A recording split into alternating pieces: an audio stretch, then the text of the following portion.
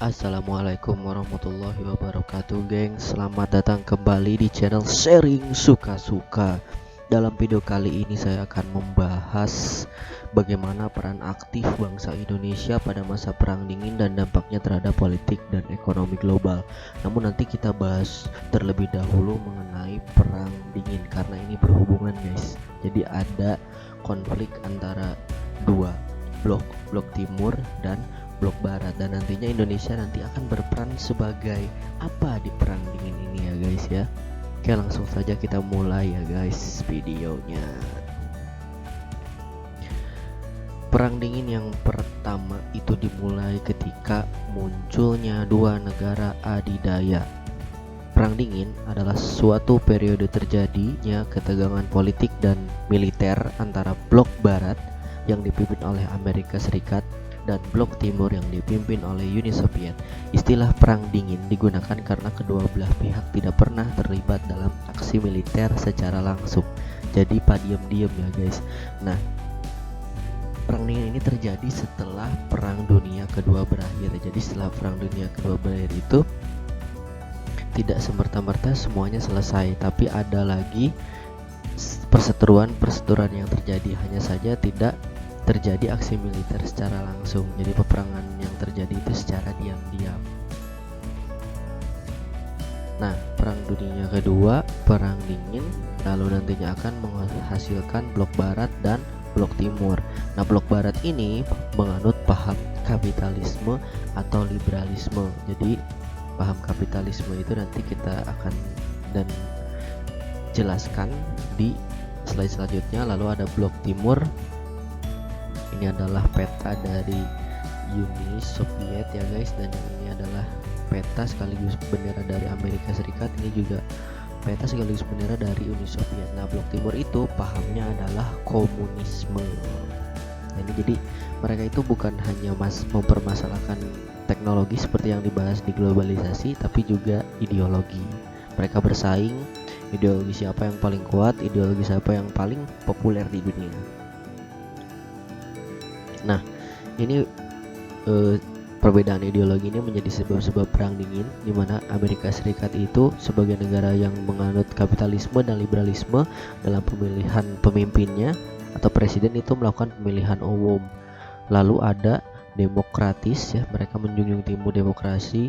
Lalu individualis ya, survival of the fittest, mereka orang-orangnya individual. Jadi maksudnya survival of the fittest ini dimana yang kuat itu akan selalu bertahan, yang bisa beradaptasi itu akan selalu bertahan. Lalu negara dengan kekayaan paling kaya di dunia, lalu mereka menjunjung tinggi hak asasi manusia dan mereka menjunjung tinggi kebebasan pers. Nah, sedangkan komunis itu tidak ada pemilihan umum, jadi satu-satunya partai di situ hanya Partai Komunis Uni Soviet ya. Mereka juga memimpin negara secara autokratik atau diktator. Mereka menganut paham komunis, sudah jelas. Setiap orang membantu, setiap orang, everybody helps everybody. Jadi tidak individualis ya. Jadi setiap orang itu harus menolong orang lain. Jadi setara gitu. Basis ekonominya itu cukup lemah dan masyarakat dikontrol oleh NKVD.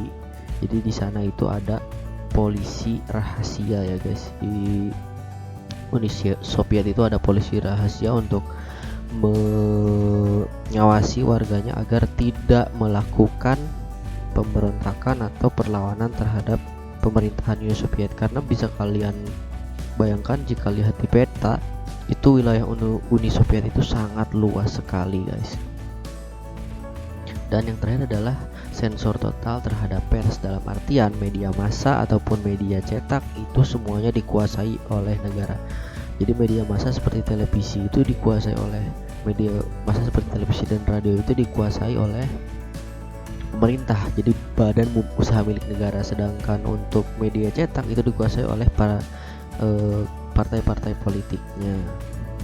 Nah, faktor penyebab perang dingin yang lain itu adalah baik Uni Soviet maupun Amerika Serikat sama-sama ingin menguasai dunia guys. Uni Soviet bertekad menyebarluaskan paham komunisme, dan Uni Soviet ini tidak suka dengan sistem yang dianut oleh Amerika, yaitu kapitalisme. Amerika Serikat juga takut akan pengaruh dan serangan komunisme, lalu Uni Soviet takut terhadap bom atom yang dibuat Amerika Serikat karena sudah terbukti keampuhannya dengan menghancurkan Hiroshima dan Nagasaki, dan rasa tidak suka antar pemimpin mereka yaitu Truman dan Stalin.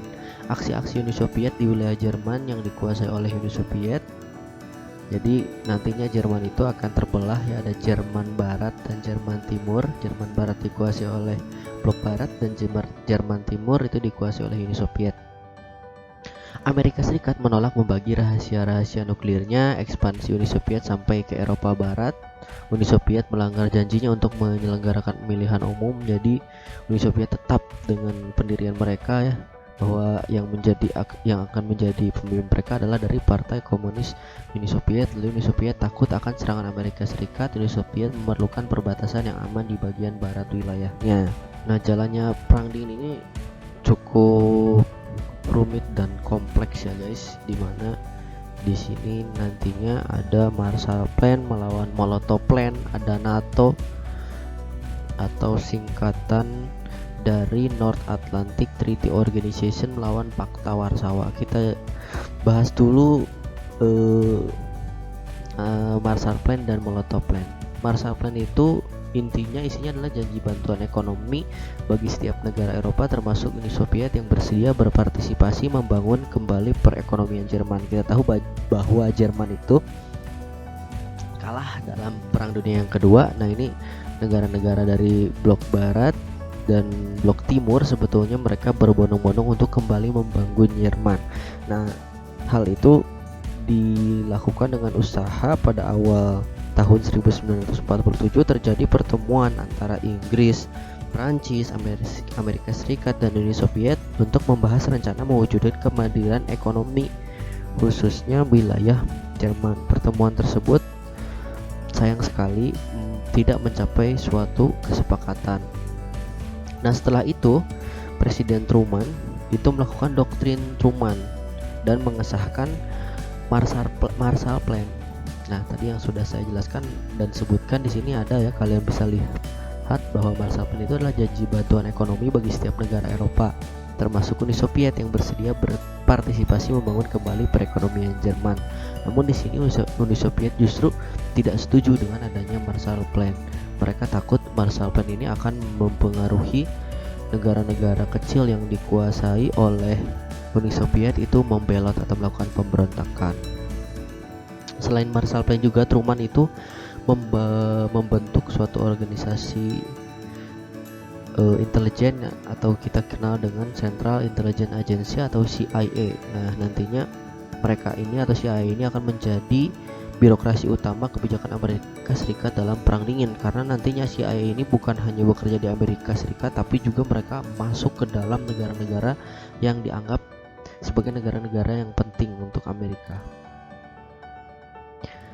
Nah, di lain pihak juga Uni Soviet merasa sangat terancam dengan Marshall Plan ini ya. Jadi 3 alasan utamanya yang membuat Uni Soviet merasa terancam adalah dimana integrasi ekonomi dengan Barat akan memicu negara-negara blok timur untuk memisahkan diri dari pengawasan Uni Soviet yang tadi yang pemberontakan. Marshall Plan juga dituduh sebagai upaya Amerika Serikat membeli Eropa dalam tanda kutip agar berpihak kepada mereka. Dan Stalin khawatir kemajuan Eropa Barat akan menimbulkan ancaman bagi Uni Soviet.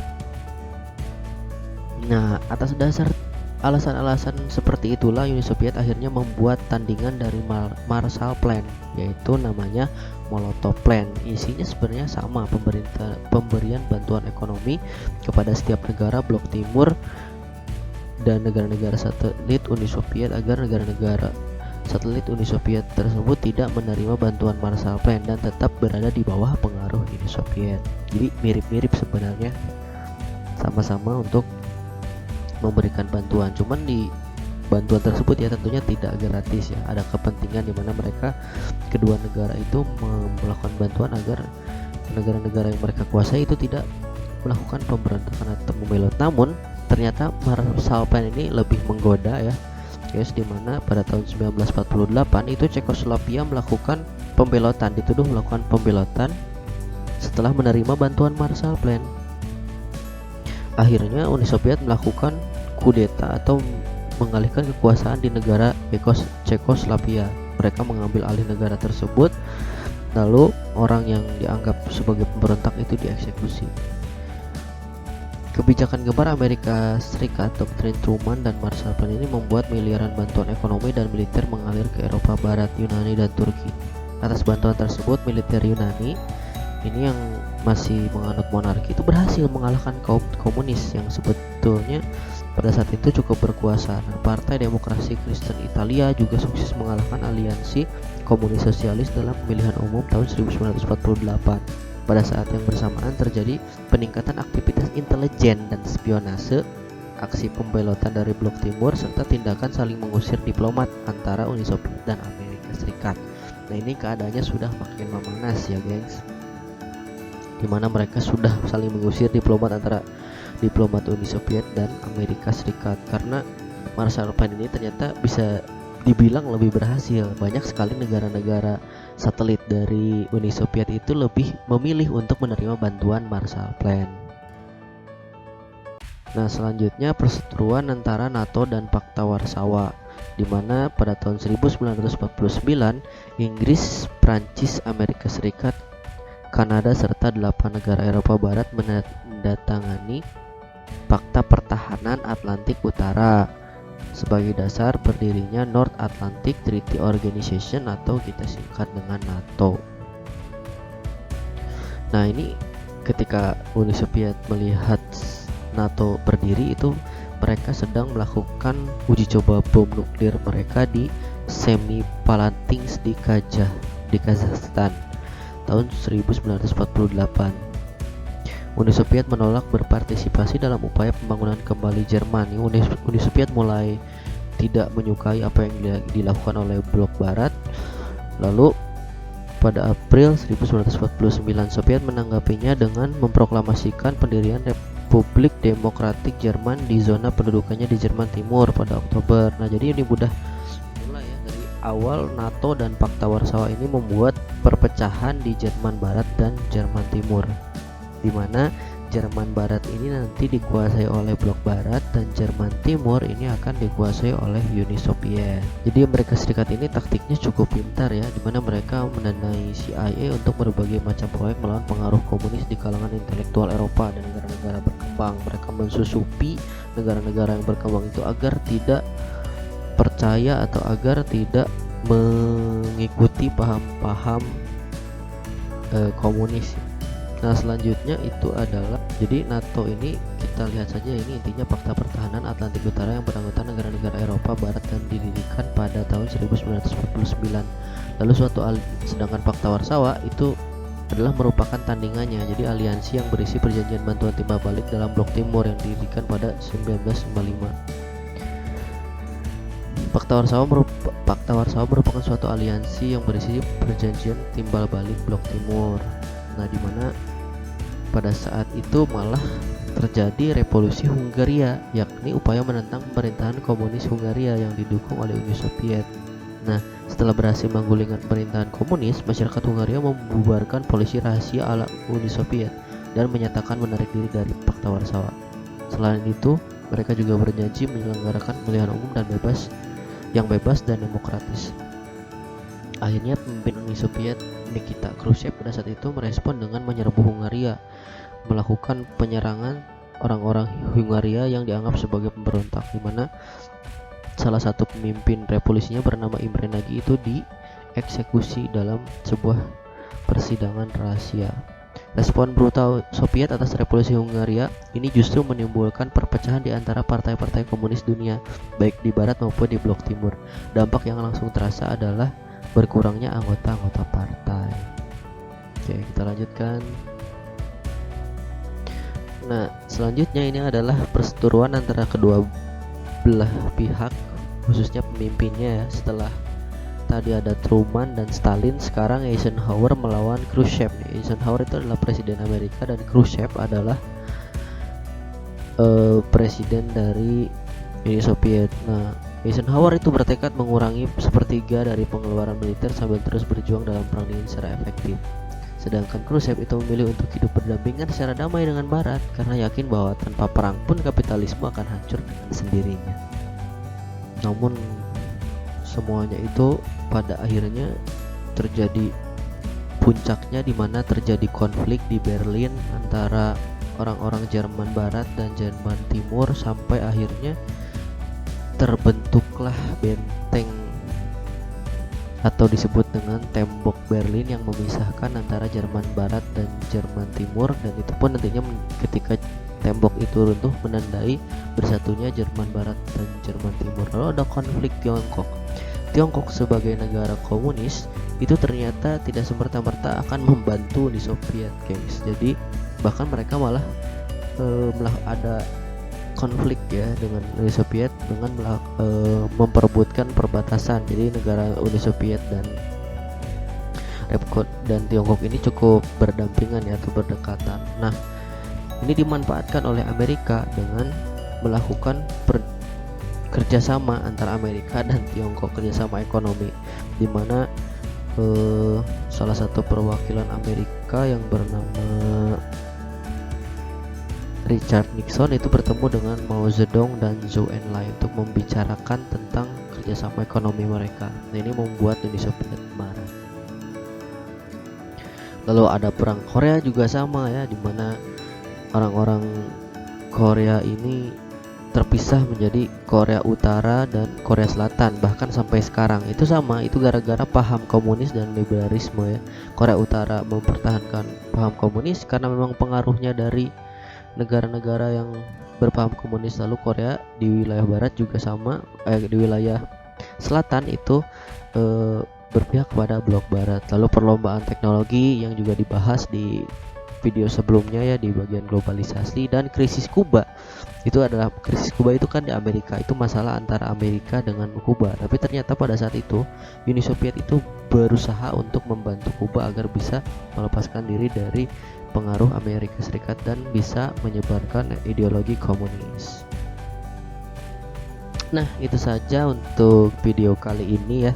Jadi itu adalah perang dingin yang pertama kita bahas, dan nanti insya Allah akan saya bahas juga lanjutannya. Ini masih tentang perang dingin yang berlangsung, yaitu perang dingin yang kedua. Terima kasih sudah menonton ya gengs. Jangan lupa untuk subscribe, like, share, dan komen. Dan jangan lupa juga bunyikan loncengnya. Salam suka-suka. Assalamualaikum warahmatullahi wabarakatuh. Ciao.